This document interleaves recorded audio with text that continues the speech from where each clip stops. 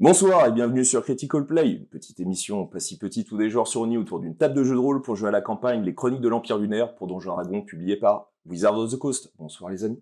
Bonsoir. Épisode 5 ce soir. L'aventure continue. Toujours à Agone. La cité des mystères et de l'espionnage. Ça annonce la couleur. Et on va le faire tout de suite.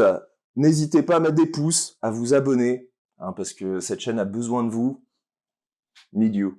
Et donc, pour cette deuxième partie, nous avons toujours notre partenaire Craft sur table, dont pour le moment, nous n'avons pas encore utilisé les figurines, mais qui sait, ça ne saurait tarder. Et merci aussi à DK Initiative, donc, qui nous a financé pour ces magnifiques caméras, tout comme les tipeurs et les tipeuses. Donc merci à vous aussi. Nous avons donc toujours ce Tipeee pour lequel vous pouvez donc nous soutenir financièrement, bien sûr, si vous le pouvez. Et qui dit épisode 5, dit résumé de l'épisode 4.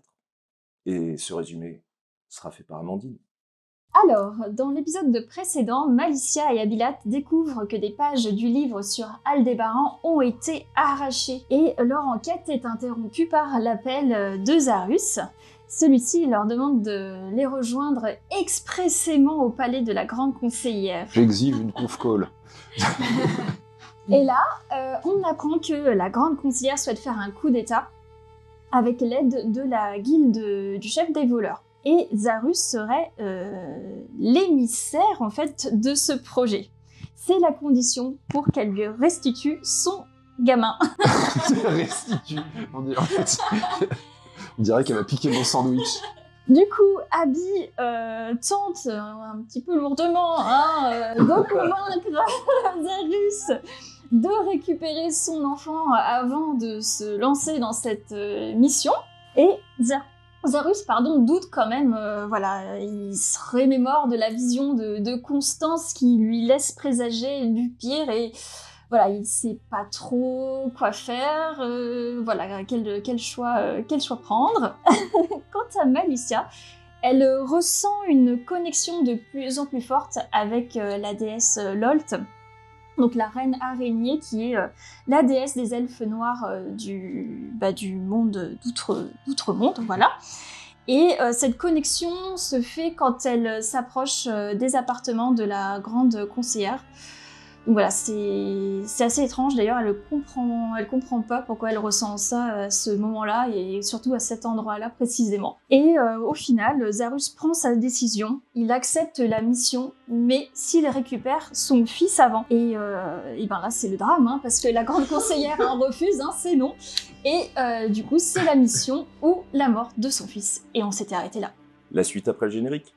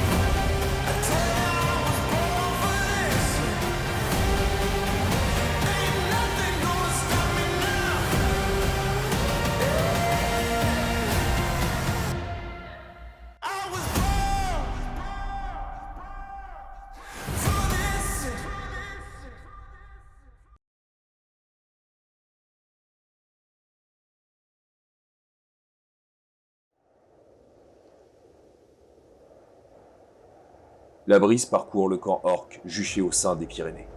Les troupes attendent les décisions de leur reine, la reine de la Horde. Ils sont entourés par quelques chardons bleus. L'odeur des pins est présente, trop pour les barbares orcs qui enragent de rester si longtemps, ici, au lieu de piller et saccager. Depuis 2 jours, Azur réfléchit à la meilleure des stratégies pour progresser. Elle a pris son temps. entre la mort de Mamnor et leur arrivée jusqu'à l'enceinte de la forteresse de l'Empire lunaire, où se trouve l'empereur Charlemagne, l'empereur de Séléné, des mois sont passés. Elle enrage de ne pouvoir affronter tout de suite, maintenant, ce vaste empire qu'elle sait fragile, sans réelle puissance. Manmor avait montré la voie. Elle doit poursuivre son œuvre malgré les tensions internes. Elle sait qu'elle n'a pas le droit à l'erreur. Elle observe la légendaire hallebarde de Kryrm, tout comme Ozoror, le grand chef du clan qui aimerait être à la place d'Azur. Dans le monde orc, il n'y a pas de place pour la faiblesse. La reine orc sait que sa réflexion n'est pas vue comme de la sagesse, mais plutôt comme une forme de fragilité. Si tu désires la prendre, Ozorog, elle peut t'appartenir. Mais il faudra d'abord réussir à mettre la main sur elle. Lui assène-t-elle sèchement pour le remettre à sa place. Je n'en ferai rien. Tu as été désigné par elle comme légitime chef de la Horde. Tant que tu gagnes. Cette dernière phrase, elle ne l'a que trop entendue. Son père empailla le prix. La chaleur extérieure est étouffante. L'altitude est élevée, faisant souffrir les poumons de la Horde devant franchir des cols allant de 2000 à 2500 mètres. Le vent tiède s'engouffre entre les montagnes pour rafraîchir légèrement les orques depuis 3 semaines. Après chaque bataille, la Horde prie le sombre océan, la force vitale qui les pousse à déferler par vagues successives contre leur ennemi. Azur, Almsmoke, songe à l'avenir. Il faudra que la Horde emprunte la passe d'Atlas, un tunnel creusé il y a fort longtemps par les nains, pour avancer plus facilement sous la ceinture des hauts sommets, tous d'une altitude supérieure à 2500 mètres. Cet étroit corridor conduit jusqu'à la forteresse impériale d'Andorre. Elle le sait, mais que cache-t-il réellement? Depuis 2 nuits, elle se demande s'il faut réellement lancer toutes les troupes à l'assaut de la forteresse pour terrasser Charlemagne, une bonne fois pour toutes. L'empereur mort, le chaos se propagera, tel un puissant feu. L'Empire sera désorganisé, même si les abominations, les échos, comme aiment les appeler les impériaux, seront à la manœuvre. Elle a enfin pris sa décision. Ozorog, toi et tes hommes, vous allez partir vers la forteresse impériale d'Andorre. Tue leur empereur pour moi. Je m'occuperai d'avancer vers la Horde jusqu'au sud de leur empire. Elle sait que sa décision peut fragiliser sa position de championne de Kryrm, en faisant endosser le rôle de tueur d'empereur à son bras droit. Mais a-t-elle vraiment le choix? Le parchemin qui lui fut transmis depuis le cœur de l'Empire ne laissait pas de doute. Toutes les informations s'étaient révélées vraies, des points stratégiques à atteindre jusqu'au point faible de l'Empire lunaire. Elle n'a plus qu'à cueillir le fruit pourri qu'on lui a proposé de s'approprier. Selon le mécène, elle devait absolument s'emparer de la relique se trouvant au monastère d'Arinsal, l'un des plus vieux lieux sacrés des moines maîtrisant la magie du corps. La reine de la Horde reprend ses esprits en observant l'exultation difficile à dissimuler d'Ozor. Azur le regarde droit dans les yeux. Ozorog, tu n'as pas la possibilité d'échouer, tu m'entends? Si tu reviens, c'est victorieux. Sinon, ce sera la mort pour toi et les tiens. Pendant ce temps, peu après 16 heures, au centre de l'Empire, au fragment du Zénith, au sein de la capitale Agone, au palais impérial, vous êtes face à la grande conseillère. La salle elle-même est circulaire, comme la multitude d'autres salles de ce gigantesque palais. Une lumière dorée s'infiltre dans cet espace par l'intermédiaire d'une fenêtre ronde, dont les carreaux forment une fleur stylisée. Le sol est de bois, et des formes géométriques d'or sur ce même sol forment une architecture raffinée à l'ensemble des appartements de la grande conseillère.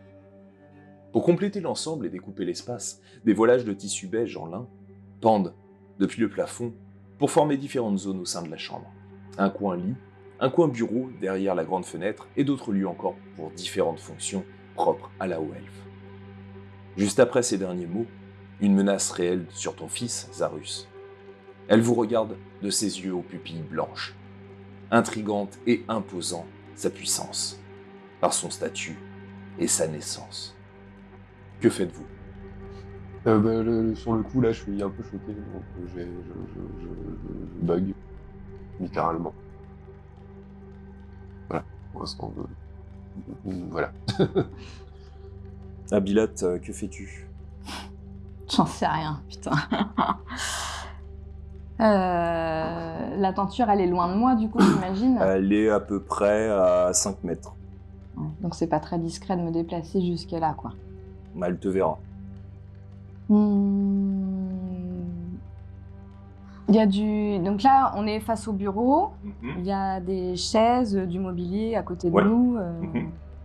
Ok. Est-ce qu'il y a des... Tu vois, des flammes ou des trucs comme ça?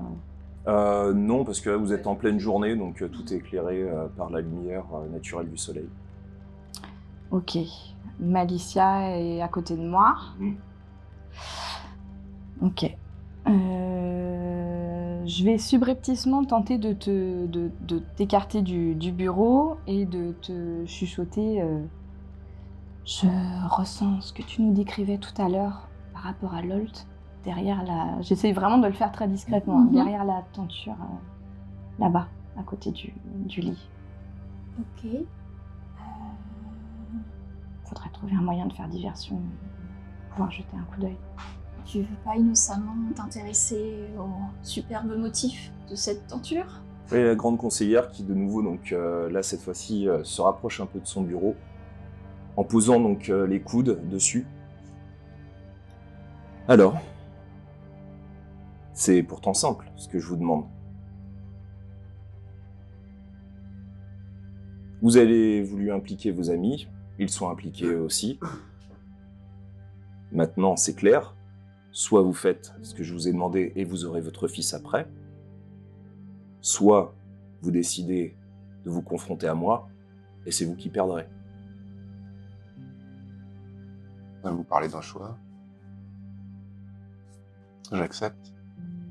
Sachez une chose, tous, que toutes les personnes qui sont liées à moi ont fait un pacte.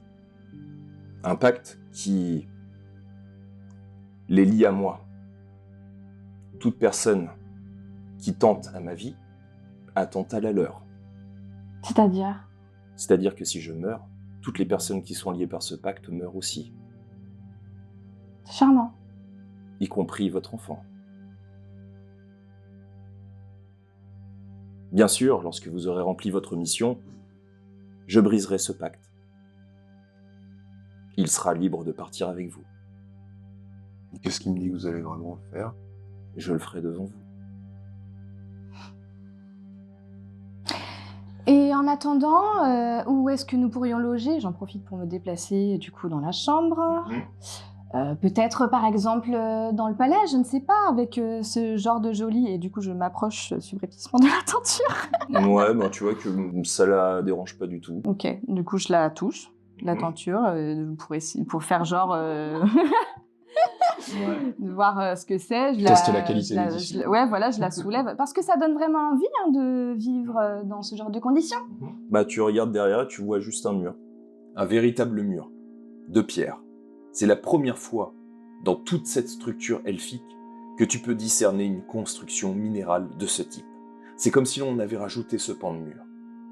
Il a l'air très ancien, et pourtant, avec des bas-reliefs à différents endroits, dont un à environ 1 mètre du sol, représentant en une longue frise un ancestral serpent, tu sens qu'il y a quelque chose qui cloche.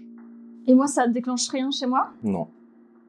Tu sens juste toujours cette douleur au niveau de la nuque, et puis cette sensation de peur, en fait. C'est comme si tes poils s'étaient hérissés derrière, t'as une crainte, quelque chose de viscéral. Et elle réagit pas. Non. Bon. Où est-ce que... Vous pourrez loger où vous voulez à Gaune. Cela ne me dérange nullement du moment que vous fassiez ce que je vous ai demandé. Le plus rapidement possible, bien sûr. Et vous savez où trouver cette personne facilement? Ou c'est... Après ce que certaines personnes ont pu me dire, pour le peu de renseignements que j'ai pu obtenir de ce grand cosre, ou plutôt sur ce grand cosre, Vanille Padépine, la maître de la guilde des marchands, des célestes marchands, serait plus ou moins liée à la guilde des voleurs. J'ai du mal à y croire, mais En tout cas, c'est la seule information que j'ai pu obtenir. Et vous connaissez pas du tout son identité? Au Grand Cosre? Non. Sinon, ça aurait été beaucoup plus simple. Pour vous comme pour moi. Et vous avez déjà essayé de le trouver? Ou... J'ai essayé. Et ceux qui l'ont approché et qui faisaient partie de l'armée ou de personnes qui m'étaient proches sont morts. Le Grand Cosre, comme je vous l'ai dit avec votre ami, c'est que connaît la plupart des personnes qui sont proches du palais impérial. Il est très difficile de l'approcher. D'où l'utilisation d'autres personnes qui ne viennent pas du tout de la cité. Vous passerez beaucoup plus inaperçu que les Moi proches. qu'il ait des espions dans le palais, qui nous ait vu rentrer. D'où le fait que si vous traîniez un peu trop longuement, ça peut poser problème. C'est sûr qu'avec nos tronches, là, on passe inaperçu. Libre à vous de faire comme vous voulez. Et qu'est-ce qui vous dit que le Grand Cosre se rangera de votre côté? Je ne le sais pas. Mais en tout cas, je veux lui proposer. Et quel intérêt, quelle force il peut apporter à votre plan? Eh bien, je le légitimerai. Il aura accès aux différents points de marchandises de la cité. Et à côté de ça, il devra me fournir l'ensemble de ses hommes. Petite question, la guilde des voleurs, c'est pas la guilde des assassins ou les deux sont liés? Pour l'instant, tu sais pas. Ok. Et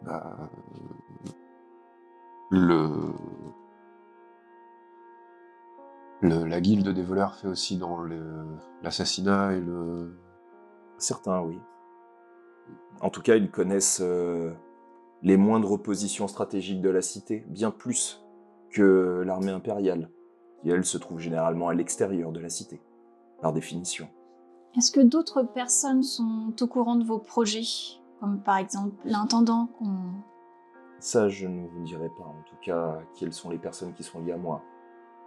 Sachez qu'ils sont nombreux, et qu'on attend précisément que le Grand Cosre fasse son choix pour pouvoir agir. On a besoin de savoir qui est avec vous. Non, vous n'avez pas besoin de le savoir.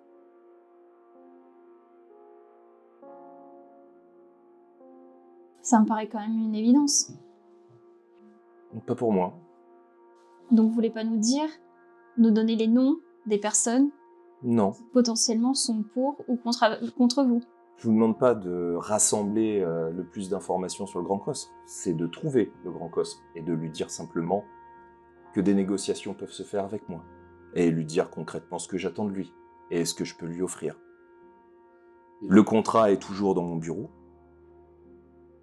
Et ce pacte, nous l'ira ensemble. Non mais vous comprenez bien qu'on va certainement rencontrer des difficultés, on a besoin de savoir à qui on peut faire confiance. Ça me paraît une évidence. Du moment que vous ne vous rapprochez pas des mauvaises personnes, c'est-à-dire du palais impérial, vous pouvez très bien poser des questions à l'extérieur. Dites-vous que le palais est par essence proche de l'empereur. Oui. Donc ce n'est pas ici que vous allez poser vos questions. La preuve que non. Vu que vous n'êtes pas... vous êtes contre l'écho. Et la guilde des voleurs, elle a pignon sur rue, on peut la retrouver facilement, ou elle est cachée? Elle est cachée. Eh ben c'est super toutes ces informations. Ça va beaucoup nous aider. Si vous voulez qu'on reste discret, peut-être serait-il bon de nous rendre l'ouvrage que nous avions amené en arrivant. Que nous allions amener en arrivant. Tu veux qu'elle ouvre un de ses tiroirs? Tenez. Merci. Eh bien, je vous laisse le trouver. D'accord. Et tu vois qu'elle se penche et elle vous regarde. Là, je me retourne et je sors. Moi, je l'emboîte le pas. D'accord. Donc la porte s'ouvre de nouveau, donc dans un bruit métallique, elle se déplace de manière circulaire. Et puis vous retrouvez quelques personnes discutant calmement, légèrement chuchotant, dans une alcôve prévue à cet effet. Des statues portant des globes lumineux éclairent l'espace, rajoutant une lumière artificielle à un lieu déjà bien éclairé par la réverbération des rayons du soleil sur les nombreux angles travaillés du long couloir du niveau où vous vous trouvez. Les membres du petit cercle de l'alcôve discutent en baissant légèrement la voix de la situation de l'une et l'autre. Apparemment, il tient bon. Les Prométhéens ont indiqué qu'ils tenteraient tout ce qu'ils pouvaient pour libérer leur chef. L'impératrice Isolte, elle-même, cherche par tous les moyens de libérer son satané frère, mais Charlemagne ne lèvera aucunement le petit doigt pour cet ancien sujet. L'Empire, et il le sait, se morcellerait, et il ne serait plus vu comme le protecteur de Séléné, mais celui de la foi prométhéenne. Pour sûr. Deux questions. La première, est-ce que moi, en tant que nain, j'arrive à identifier le métal? Si ça me parle ou... Oui, tu sais que c'est un alliage elfique utilisé depuis plusieurs siècles par les forgerons elfes. D'ailleurs, la dernière fois que cet alliage s'est retrouvé sur des armures elfiques, c'était lors de la grande bataille d'Albion, au sein du duché de Guyenne. Les troupes fédérées de l'Empire lunaire et des troupes elfiques du duché de Bretagne à leur royaume de Bretagne, du roi et sage d'Agnir, qui s'était lié après le mariage de l'Écho avec sa fille Firfil à l'Empire, combattit les elfes noirs. Les troupes communes repoussèrent la puissance de ces sombres elfes, qui se limitèrent dès lors, et jusqu'à nouvel ordre, au duché de Guyenne, sur le continent. Et là, ça m'étonne peut-être que ça soit ici, présent là? En partie, oui. Tu sais qu'il s'agit d'une tour elfique, une tour très ancienne, et cela reste étrange, que cette tour soit le palais de l'empereur. Ok. Deuxième question, est-ce que j'ai entendu leur conversation quand je chuchotais? Est-ce que je pouvais être à côté? J'ai pu... Oui, oui, oui. Est-ce que je peux profiter? Comme tu dis, on a un accès total. Est-ce qu'on peut voir un couloir qui passerait à côté de l'endroit où il y a le... Non, parce que c'est différentes pièces, donc vous avez différentes portes circulaires, et non, là par contre c'est fermé. Ok. T'es sûr que c'est fermé? Parce que je pensais à la même chose, je me disais si c'est pas derrière la tenture, c'est peut-être derrière le mur en fait ce qui se passe, et du coup voir est-ce qu'effectivement il y a une porte à côté. Bah il y a une porte, mais elle s'ouvre pas en tout cas quand vous vous approchez d'elle. Comment ça fonctionne ce système? Il n'y a pas de poignée là. Et moi, je saurais ouvrir la porte. Enfin, Bah tu vois qu'il y a une sorte de mécanisme comme pour introduire une clé pour pouvoir fermer ou ouvrir, mais pas directement sur la porte elle-même, mais plutôt sur le côté. ok, donc il faut une clé. Ou crocheter. Mais là, vous avez une quinzaine de personnes qui sont dans le couloir, oui. qui discutent, qui n'ont pas l'air de faire vraiment attention à vous, mais elles peuvent vous voir, et vous pouvez les voir. Et l'intendant, il a pas toutes les clés. Probablement, mais c'est pas très discret à lui demander. Mais qui t'a dit qu'on allait lui demander? De toute façon, on ne saura jamais laquelle c'est. C'est... Quelqu'un a des compétences de crochetage de serrure. Devant 15 personnes. De toute façon, il faudrait qu'on revienne. Ou alors on se cache et attendre la nuit, quoi. Sachant que Zarus et Garrick, vous savez que l'intendant se trouve au même étage. Il est au 4e. Donc il est juste au couloir un petit peu plus loin, mais... Moi, j'écoute pas la conversation, je suis un peu... ouais, toujours déphasé. Hein. Là, si vous voulez, l'intendant est à cet étage-là, on peut aller voir s'il est présent dans son bureau, et peut-être que les clés y sont présentes. Ok, mais comment on les récupère? Bah, si elles sont posées sur le bureau, il y a pas de chance. J'y crois pas, mais c'est optimiste. Mais s'il est dans son bureau, comment on les récupère? Bah, je pense que c'est compliqué, à mon avis. On pourrait peut-être lui parler de ce qu'on sait par rapport au livre.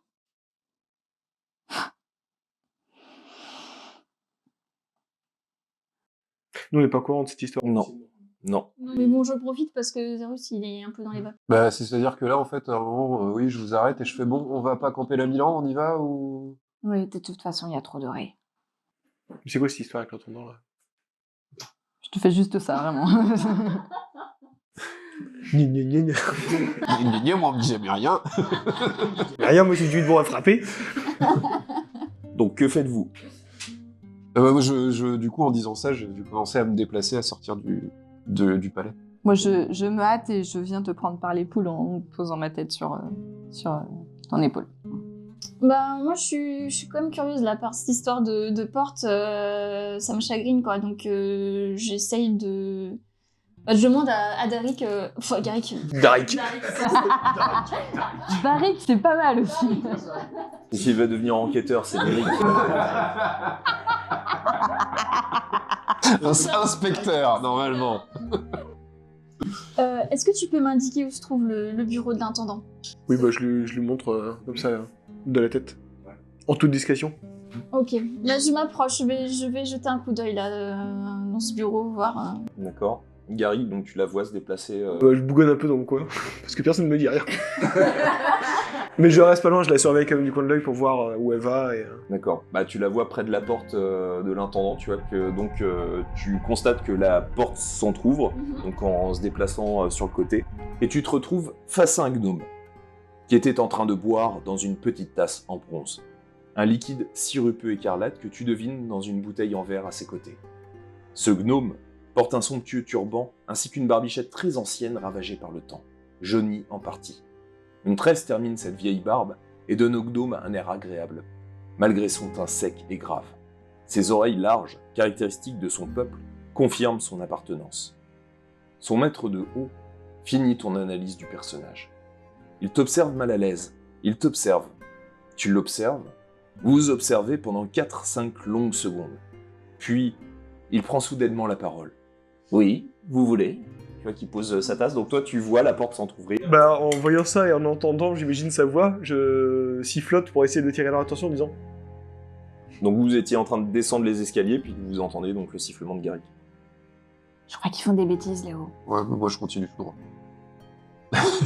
Je sors du palais. Quelle tête de mule, et je remonte. Chef. Donc tu vois Garrick, tu vois Malicia qui est aux portes de l'entrée de l'intendant. Tu fais juste ça en mode Bah, what tu the vois fuck. Bah tu vois qu'elle te voit pas vu qu'elle est face à la porte. Elle a voulu aller voir où était l'intendant et la porte s'est ouverte, il est là. Donc tu vois le gnome qui pose donc sa petite tasse et qui te regarde. Oui, que voulez-vous? Donc je rentre dans la pièce et je ferme la porte derrière moi. Ouais, bah. Ouais, donc la porte s'entreferme. Donc vous voyez la porte se fermer. Et donc il te regarde. Oui. Que puis-je faire pour vous? Et qui êtes-vous? Je m'appelle Malicia. Enchanté. J'ai besoin de vous demander quelque chose d'assez particulier. Très bien, dites toujours. J'ai besoin d'accéder à une pièce. Vous avez probablement les moyens de m'aider. Oui. Donc je lui indique la pièce, en l'occurrence. C'est de la grande conseillère. Voilà, je lui demande de m'ouvrir cette pièce. Oui, mais pourquoi? Qu'est-ce que vous voulez faire dans cette pièce? Et puis précisément, qui êtes-vous? Alors déjà, je vous ai déjà répondu à la Oui, première mais question. je veux dire, pourquoi vous êtes au palais? Ah! Parce que nous sommes liés à la grande conseillère. Vous êtes lié à la grande conseillère. Je peux pas vous en dire plus, j'ai juste besoin d'accéder à cette pièce. Eh bien, je vais voir la grande conseillère donc, pour lui poser la question. Non, non, vous ne bougerez pas d'ici. C'est-à-dire? C'est-à-dire que vous allez me donner la clé pour que je puisse accéder à cette pièce. Tu vois qu'il change de regard, il a l'air beaucoup plus sérieux. Vous pensez parler à qui? À vous. Oui. Et savez-vous qui je suis? Oui, je sais très bien qui vous êtes, c'est pour ça que je m'adresse à vous. Très bien. Je vais oublier ce que vous avez pu me dire et vous allez sortir d'ici. Je sortirai pas. Par contre, vous pouvez venir avec moi. Et comme ça, vous connaîtrez mes intentions. Tu as combien en initiative? 13. Lance-moi un dé de 10. On est comme des cons derrière la porte. Il n'y a rien derrière la porte. Ok. Faut que tu fasses plus de 9. Ouh la vache. 7. Tu vois qu'il lance un sort. Fais-moi un test de sagesse, un jet de sauvegarde de sagesse. Donc j'ai plus de... Ok. 18. D'un coup, tu as l'impression que il n'y a plus que sa voix autour de toi. Il penche sa tête. Vous allez faire une chose. Vous allez sortir d'ici. vous allez retrouver les personnes qui vous sont le plus proches. Et si je vous revois un jour au sein du palais, je vous ferai arrêter. Ok. Donc je me sens... Bah, tu sens que, étrangement, tu te retournes, C'est un ordre. tu te déplaces, tu sens que t'aimerais faire autre chose, mais tu le fais. La porte s'entrouvre, donc vous la voyez sortir, et vous voyez qu'elle marche presque comme un robot, elle se déplace en avançant, et vous la voyez en fait se déplacer au niveau de l'escalier. Donc tu peux leur parler, mais tu sens que t'as envie de sortir du palais. Ok. Et donc t'avances et vous la voyez passer. Donc vous la sentez qu'elle... Bah tu essayes de résister un petit peu. Bah, tu sens, vous sentez qu'elle avance, mais un peu difficilement. Mais elle continue à avancer en direction des escaliers pour sortir du palais. Bah du coup, je la suis, mais qu'est-ce qui s'est passé? Faut que je sorte. Faut que je sorte. Oui, mais qu'est-ce qui s'est passé? Sortons d'ici, sortons d'ici. Sortons d'ici, écoute. On t'accompagne. Ouais. Donc toi, t'es le premier à sortir. Donc tu vois les quelques gardes donc en tunique rouge qui sont présents au sein du palais, qui étaient déjà là. Tu vois l'enceinte donc de 15 mètres de haut, donc qui est 2 fois moins grande que la grande enceinte blanche qui entoure Agone. Et donc tu vois quelques casernes et autres qui font partie donc de l'ensemble qui constitue la... Je vais à la guilde des marchands, je crois que c'est... Je me dirige vers la guilde des marchands. Ah ouais, toi, but en blanc, t'y vas, quoi. Oui. Oh bordel. Oh bordel. Donc vous sortez, et au moment où toi tu sors, tu franchis le dernier seuil, donc au moment où tu franchis le dernier pas donc, de l'escalier donc en métal, toujours ce métal doré, tu sens que tu peux de nouveau circuler librement. Et tu sens que d'un coup il y a quelque chose qui fait comme un déclic, et donc tu as de nouveau, t'es complètement en maîtrise de toi-même. Donc je me rends compte de ce qui s'est passé. Ouais. Ça m'énerve. Non, mais je suis pas du genre à me laisser faire comme ça, là. J'ai trop envie d'y retourner, hein. Qu'est-ce qui s'est passé là dans le bureau? Ah bah... j'ai essayé, j'ai tenté ma chance pour qu'il puisse nous faire accéder à cette partie qui me semble néfaste, dangereuse, et on a besoin de savoir ce qui se passe. Et tu lui as demandé directement? Oui, je lui ai demandé directement, je lui ai demandé de m'accompagner. Et bien sûr, il m'a jeté un sort. Mais l'intendant, c'est un peu comme le chef du palais, enfin, Il te connaît pas, c'est normal qu'il avait pas envie de t'écouter. Mais je l'ai invité à me suivre. Donc voilà, j'ai pas été menaçante. Je lui ai invité à m'accompagner vers cette zone. De cette manière, avec ce ton-là? Oui, bon bah j'ai peut-être été un petit peu autoritaire, mais voilà. On le voit, c'est Du pur Malicia, quoi. Ouais, vous le voyez déjà au niveau de la porte. Du coup, j'ai un pas vachement... Enfin, je suis vachement décidé, donc j'avance relativement rapidement. Je cours pas, mais j'avance vite. Okay. Ouais, donc tu l'entends au loin. J'ai mes pensées, je suis dans mes pensées. La chèvre. Bon, du coup, tout en avançant... Mais imagine, le chef, là, que t'as vu, il est de mèche avec la grande conseillère, là. Oui, bah... C'est ce que j'ai tenté de savoir quand je lui ai posé la question. Pour savoir qui était avec elle, contre elle, pour savoir si cette personne-là... J'avais besoin de connaître ses intentions aussi. C'est pour ça que j'essaye de démêler...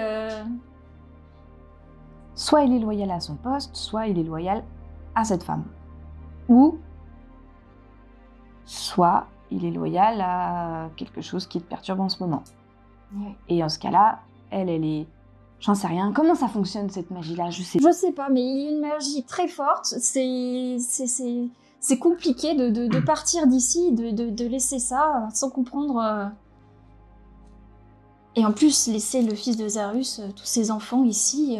Oui, bah ça va, il a plein de filles qui sont avec lui, il est en sécurité, lui. Par contre...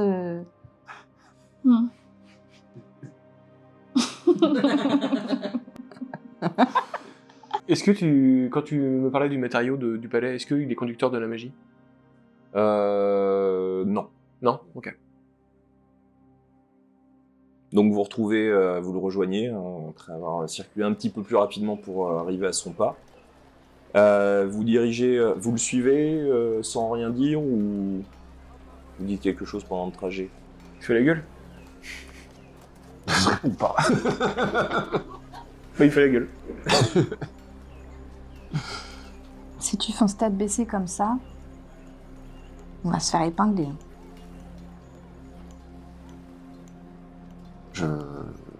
J'ai pas vraiment de choix. Donc je continue d'avancer. Au sein de la cité, vous avez toujours beaucoup de monde. Il vous faut bien 40 minutes pour aller jusqu'au bazar.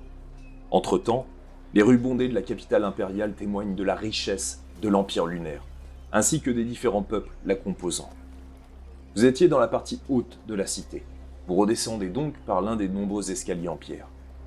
Le son des marchands, les odeurs variées, tout travaille vos sens. Visuellement, les couleurs s'enchaînent dans les différentes rues et ruelles. Agode est décidément un lieu de vie. Le bruit et l'ombre d'un puissant céleste passant juste au-dessus de vous pointent le lieu de votre trajet, la partie de l'enceinte ouest où, telle une cité troglodyte, le bazar s'est installé dans la capitale. Vous passez entre-temps devant un imposant temple, le temple que vous aviez déjà vu précédemment à Bilat et Malicia. Sa façade est agrémentée de marches, conduisant à une première entrée monumentale constituée de massifs piliers lancés. Au-dessus de cette ouverture menant vers un jardin intérieur, une titanesque statue reproduisant depuis la taille jusqu'à la tête un être, un majestueux et puissant être au sombre regard qui semble vous dévisager malgré votre avancée. Beaucoup de personnes sont présentes devant l'entrée. Au moins une dizaine de personnes sont agenouillées et semblent prier. Durant le chemin, vous descendez vers la partie inférieure de la cité. Des tas d'habitations vous font face, ainsi qu'un long canal où circulent des barques en bois distribuant ça et là des marchandises. Vous retrouvez l'un des nombreux petits ports intérieurs de la capitale. Une odeur de poisson frais touche vos narines, ouvrant votre appétit. Les mouettes tournent au-dessus des marchands amoncelés, pour certains sur les pontons de bois aménagés, pour le déchargement de multiples marchandises. La cité semble continuellement animée d'une vie bouillonnante. C'est vivant. Les différentes auberges et tavernes aux noms étranges sont toujours là. Le foyer du nain de travers, au goinfre insatiable, ainsi que les 4 bêtes. Un grand nombre de personnes discutent, échangent et circulent autour de vous. Un petit pont en bois, finement ouvragé, permet de passer d'une berge à l'autre. Face à vous, les habitations de pierre sont montées sur 2, voire 3 étages, et quelques tavernes sont protégées des rayons du soleil par des toiles formant un appentis bienfaiteur. Vous longez les canaux, le port où se trouve l'auberge de Dova, la coupe étincelante, où quelques mercenaires et autres aventuriers y déposent leur matériel pour s'offrir un peu de répit. Au-dessus de vous, un balai de gouverne monté par des paladins impériaux. Des troupes, d'âmes forgées, passent près de vous, dans une petite ruelle où tout le monde s'écarte à leur passage.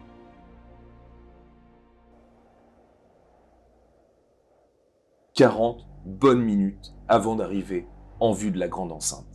Dans ce coin de la cité où la vieille, l'ancestrale enceinte s'est érodée au gré du vent soufflant, formant par endroits un amas de sable incongru pour une cité traversée par d'innombrables canaux.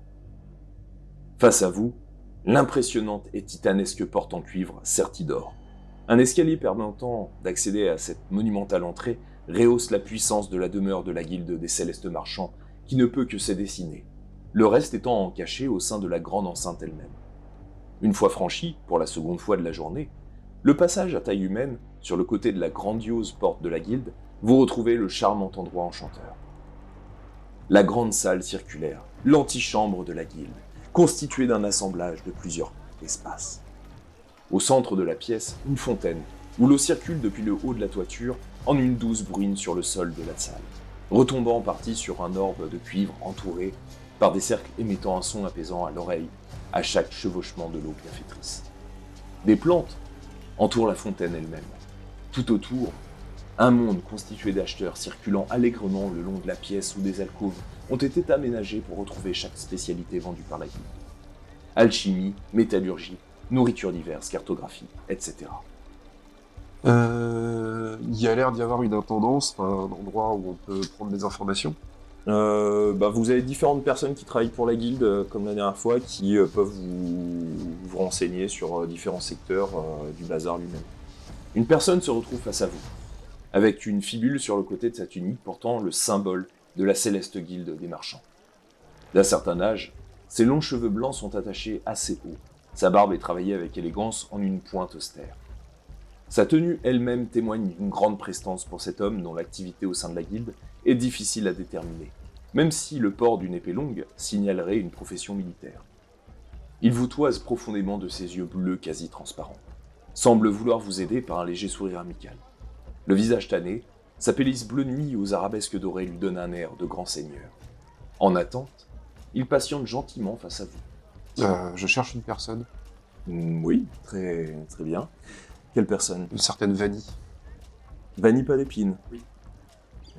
Très bien. Que puis-je, que voulez-vous Je voudrais, savoir je voudrais lui parler. Vous avez rendez-vous avec elle? Non, Et c'est à quel sujet? c'est au sujet de ses personnels. J'ai besoin de lui parler. Et vous êtes qui? Zarus. Très bien. Elle vous connaît ou... Non. D'accord. Je vais vous poser la question. Ne bougez pas. Il part. Quelle relation ont la guilde des marchands avec l'armée impériale? Aucune. Non, c'est juste des marchands, enfin, ils font du business, ils vendent leurs marchandises, ils n'ont aucun lien avec l'armée. Ok. Peut-être que tu peux jouer la carte de Constance.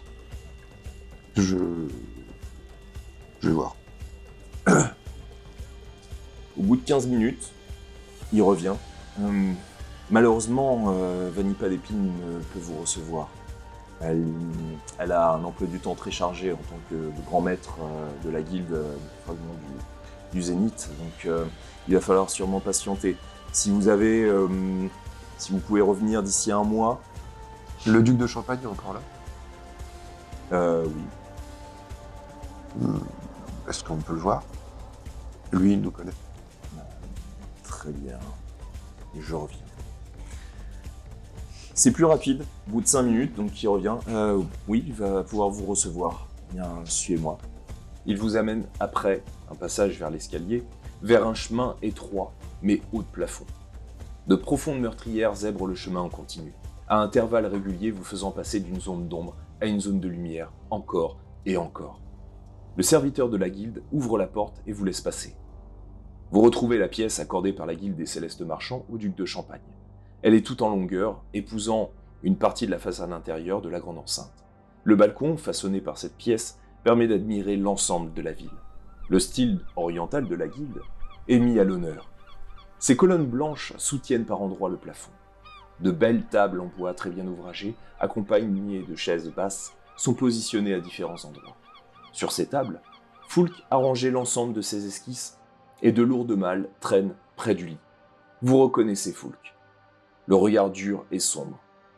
Sa barbe brune, à l'identique de sa chevelure, souligne un visage froid et impassible. Il observait quelque chose au loin, avec ce regard témoignant d'une grande intelligence. Il devait sûrement observer le vaste territoire d'Agone depuis le balcon, un verre à la main. Il se retourne à votre arrivée et semble extrêmement surpris de vous revoir. Et Il est pas attend content de juste. nous voir. Il se demande surtout ce qu'on fout là, mais...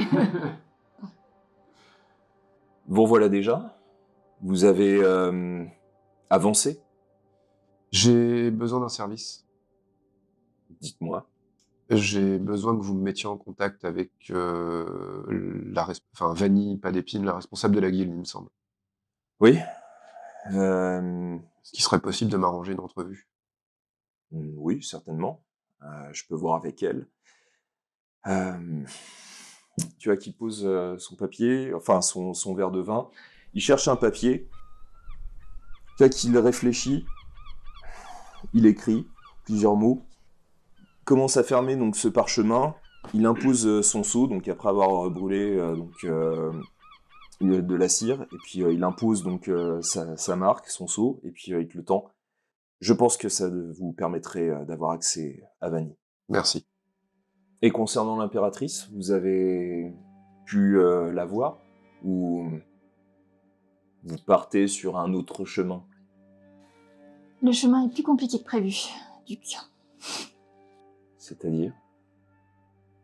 C'est-à-dire qu'on avait bien le message, mais on a été intercepté. Par qui? L'intendant n'a pas voulu nous laisser la voir. Ah bon?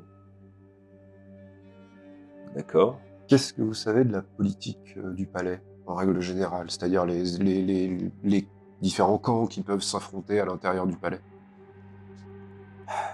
Je sais que depuis que Lunelon est revenu, il y a quelques tensions entre l'impératrice et l'empereur. Isolde, l'impératrice, et sœur de Lunelon, qui était auparavant comte d'Auxois, désire fortement que l'écho décide de libérer son frère. Le jugement doit être rendu par le cardinal Morgan, fidèle du cercle écarlate par ses fonctions. Isolde sait que le sort de son frère est entre les mains du cercle écarlate, ce qui signifie que c'est réellement la régente impériale du fragment du crépuscule et grande prêtresse du cercle écarlate, la haut-elfe d'Aniwen, qui gère le dossier.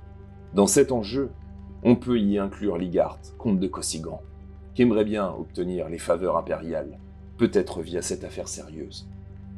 Oui, ils avaient l'air d'être assez proches. Oui, ils sont très proches, oui. D'après les bruits de couloir, bien sûr. En tout cas, si vous voulez la voir, il va falloir faire vite. Je crois qu'elle doit partir ce soir, mais je ne sais pas si c'est temporaire ou définitif, si elle repart vers un autre territoire du fragment du Zénith, mais en tout cas, à partir de ce soir, elle ne sera plus là pendant quelques jours. Si j'ai d'autres questions, je peux revenir vous voir. Oui, je suis là. Ou je me redirige vers là. Moi, j'en ai une. Pourquoi vous êtes persona non grata? Disons que mes liens avec la guilde des Célestes Marchands me posent quelques problèmes actuellement. Mon territoire a toujours été vu comme un état plus ou moins indépendant au sein de l'Empire par l'intermédiaire de la guilde. J'ai beaucoup de richesses et ça intéresse beaucoup de personnes. Donc, en fragilisant mon pouvoir, on fragilise la guilde et on pourrait potentiellement récupérer toutes les richesses de mon territoire et celui de la guilde. Mais du coup, en quoi ça vous intéresse tout ce qui s'est passé à Aldébaran? Ça, j'arrive pas à comprendre. Ce que j'essaye de comprendre, moi personnellement, c'est ce qui se passe au sein de l'Empire. Et puis, je dois dire que comme le comte de Cossigan, si je peux avoir des renseignements qui pourraient intéresser l'Empire, ça me permettra à moi et à mon duché d'être bien vus au sein de l'Empire. Et pourquoi tenter d'approcher l'impératrice et pas l'écho directement? Parce que l'écho, comme tous les autres échos avant lui, ont un mauvais regard sur le duché. Comme je vous l'ai dit, il a toujours été vu comme plus ou moins indépendant.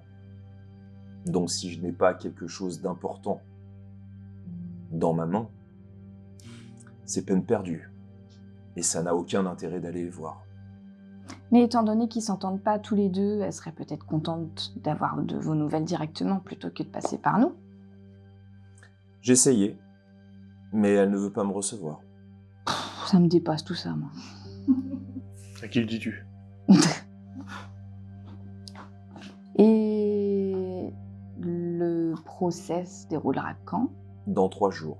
Donc elle laisse son frère. Elle n'a pas le choix. Elle ne peut pas être présente pendant le procès ou parler. Elle n'est pas membre, elle ne fait pas partie du groupe qui a été choisi pour décider. Autant dire que Lunelon est fini, quoi. Il y a de fortes chances.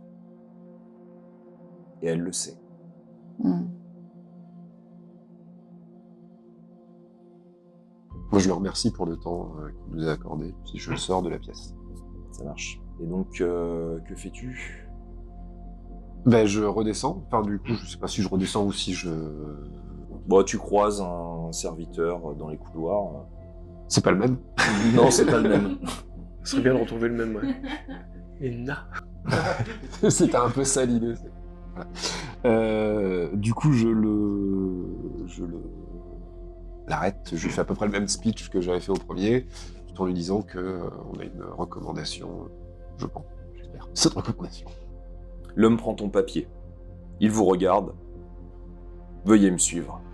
Vous montez au sein de la muraille. Vous êtes comme dans un site troglodyte. Il est fait bien plus frais qu'à l'extérieur de la grande enceinte. La pierre vous protège des rayons bienfaiteurs, mais étouffants du soleil. L'odeur fraîche et apaisante d'orange vous suit pendant tout votre trajet. Au bout de 10 minutes aérées dans ce petit labyrinthe que sont les étages du bazar, vous vous retrouvez devant 2 grandes teintures écarlates. De la vapeur d'eau se diffuse par certains pans de ces teintures. L'homme de la guilde soulève l'un des pans de tissu et vous permet d'admirer de magnifiques thermes. Vous êtes dans le caldarium, le bain chaud de ces thermes. C'est une salle carrée, assez vaste d'environ 40 mètres de largeur. Sur votre côté gauche, le bain lui-même, d'où émane une chaleur se diffusant en une douce et humide vapeur le long du sol.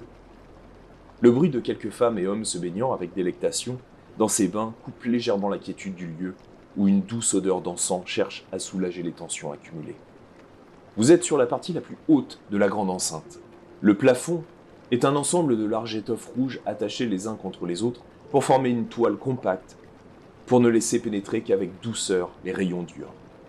L'endroit est d'une beauté sans égale, où les colonnades jouent avec l'espace qui vous entoure. La nudité est de mise en cet endroit et vous dénotez totalement avec les autres membres présents de ces thermes. Vous apercevez, sur un degré du bassin lui-même, une femme, plutôt petite, d'environ 90 cm, une halfling. Mais une halfling assez étrange. Elle porte au niveau du haut de sa tête 2 oreilles de chat, au pelage noir, mais avec des poils dorés à l'intérieur. Sans doute une ascendance particulière, peut-être Félice. L'eau lui arrive au niveau de la poitrine, la couvrant légèrement à vos yeux. Il fait chaud, c'est étouffant, de plus en plus oppressant. Quelques gouttes de sueur d'ailleurs commencent déjà à ruisseler le long de votre front, ou à l'arrière de votre cou. Ok, bah je me dirige vers Vanny. Donc elle vous regarde. Que puis-je faire pour le duc de Champagne? Et tu vois, tout en disant ça, elle se retourne, elle se lève, donc vous voyez son dos. Elle prend une sorte de tunique noire, tu vois, elle l'enserre légèrement, et puis elle vous regarde, tout en se posant sur une sorte de pouf très léger, puis elle vous regarde, elle vous tend donc des coupes qu'un homme qui s'est déplacé vous tend, et donc elle attend votre réponse. C'est-à-dire qu'il serait peut-être plus judicieux de se parler en privé.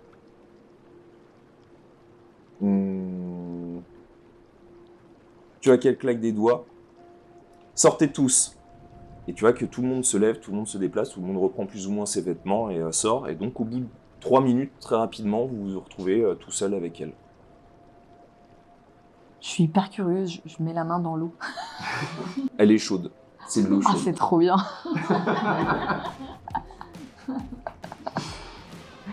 Eh bien, dites-moi tout. Bien, je vais pas y aller par 4 chemins. J'aurais besoin de vos contacts au sein de la guilde des voleurs. Et pourquoi? J'ai besoin de rencontrer le Grand Cos. Et vous pensez que j'ai quelques liens avec le Grand Cosre, pour quelle raison? D'après ce qui se dit, vous seriez plus ou moins lié à la guilde. D'après ce qui se dit. Mais qui dit ça? D'après ce qui se dit. Et donc vous êtes lié au duc de Champagne. D'après, tu vois qu'elle prend le papier. Tu vois, donc vous reconnaissez le sceau. Il se dit. D'après ce qui est indiqué, il vous fait confiance. C'est lui qui nous envoie en mission. Très bien. D'accord. Tu vois qu'elle plie le parchemin. Bien, s'il vous fait confiance, je peux vous faire confiance aussi, alors. Vous voulez voir le Grand Cosre? Tout à fait. Pour quelle raison? C'est une raison qui m'est personnelle. Il va falloir faire plus que cela. Bon, si vous voulez toute l'histoire. Disons que j'ai une dette envers une personne qui ne supportera pas que j'échoue. Ce qui veut dire que si je vous aide, J'aurais C'est- fatalement une dette aussi envers vous. eh bien, pour tout vous dire, le Grand Cosre n'existe pas. Et la suite, au prochain épisode. Je me doutais. Voilà, épisode 5 terminé. On referme le livre. Et on attend Et on se retrouvera dans 2 mois. dans 2 semaines. En tout cas, n'hésitez pas si vous avez aimé. Donc, comme on vous l'a dit au début de la vidéo, n'hésitez pas à puncher le pouce bleu, à vous abonner si ce n'est déjà fait. Et puis, eh bien, mettez un petit message. Oui, Ouais. on aime ça. On les voit. Voilà. Et puis, si vous voulez, si vous avez envie d'aller encore plus loin, on a un magnifique Discord où vous pourrez discuter avec toute notre petite communauté. Très Vous sympathique. pouvez spoiler sur les épisodes et même faire des petits, sondages pour savoir ce qui pourrait nous arriver. Ouais. Et puis, que dire d'autre? C'était une bonne séance.